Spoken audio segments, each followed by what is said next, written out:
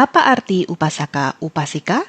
Kata upasaka untuk laki-laki dan upasika untuk perempuan berasal dari bahasa Pali yang berarti yang duduk dekat.